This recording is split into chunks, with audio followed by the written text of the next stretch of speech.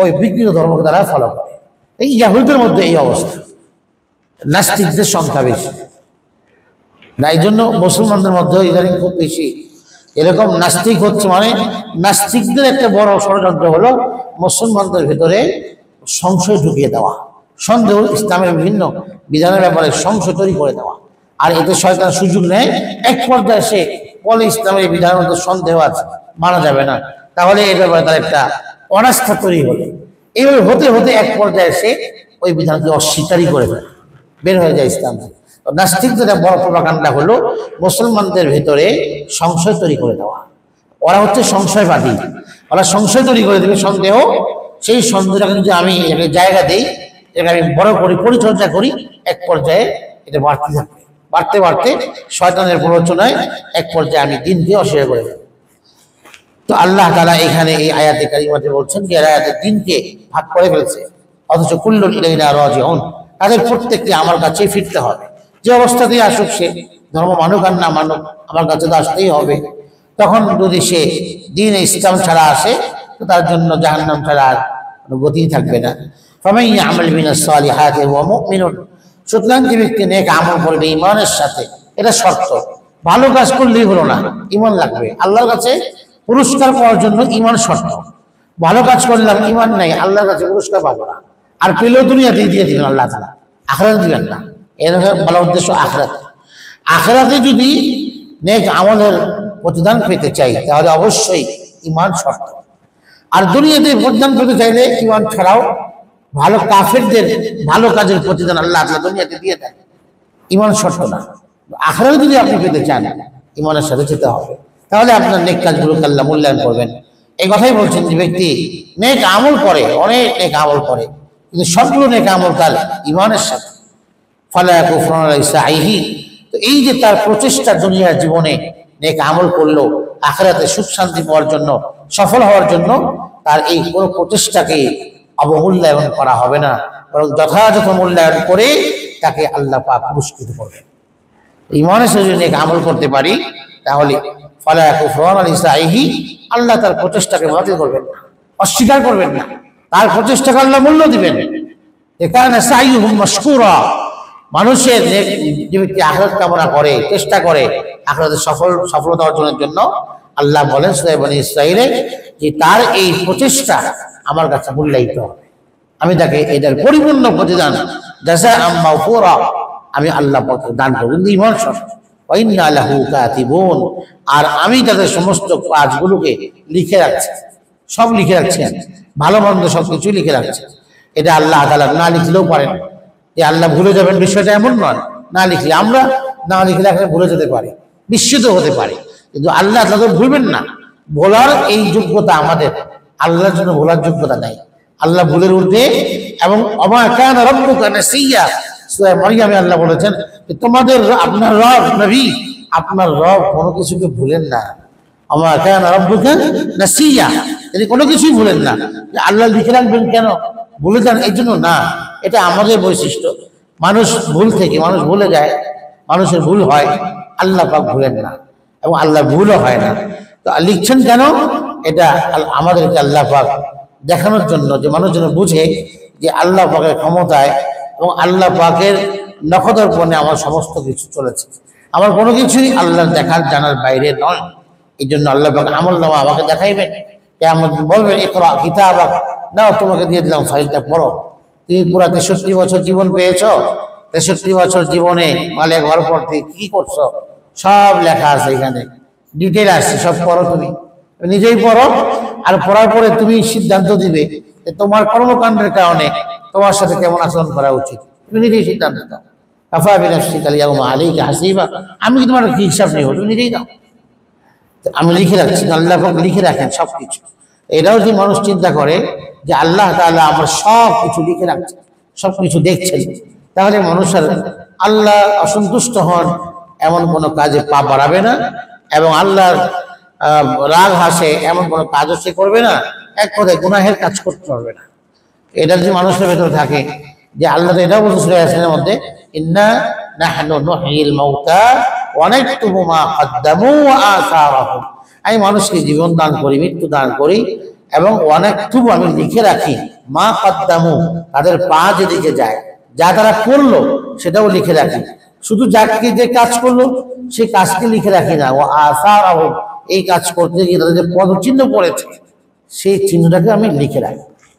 যে একটা গুনাহের কাজ করতে গিয়ে যে পা দিয়ে গেল, যে পদচিহ্ন পড়লো জমিনে যেতে যেতে, আমি শুধু গুনাহটাই লিখি না, সেই পদচিহ্ন সহকারে আমি লিখে রাখি।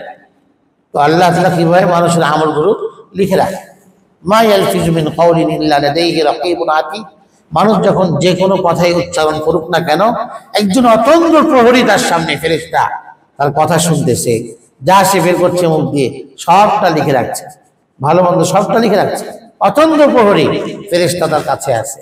এগুলো বান্দার সামনে যেন অস্বীকার করতে না পারে, না আল্লাহ আমি এটা করি নাই, এই কথা যেন বলতে না পারে, জন্য আল্লাহ বলতেন আমল নামা লেখার সিস্টেমে গিয়েছে, লিখে রাখছেন, সংরক্ষণ করছেন।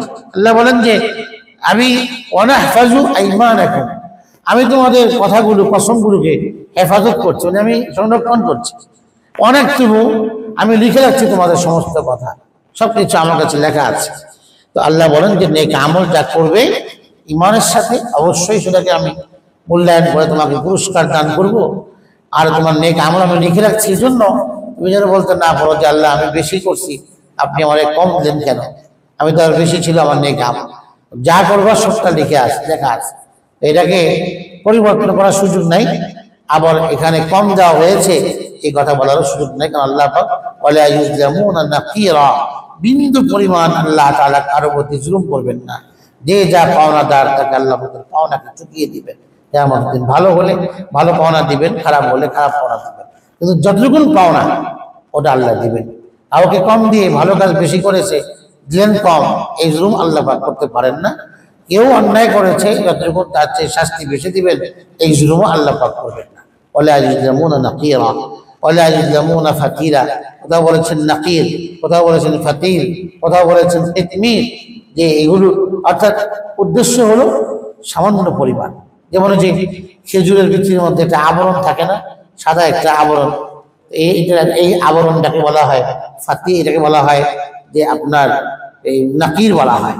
আবার এই খেজুরের বিচির মাঝখানে একটা রেখা থাকে, মাঝখানে এর মধ্যে একটা সুতার মতো থাকে, সলতার মতো, ফাতিল বলা হয়।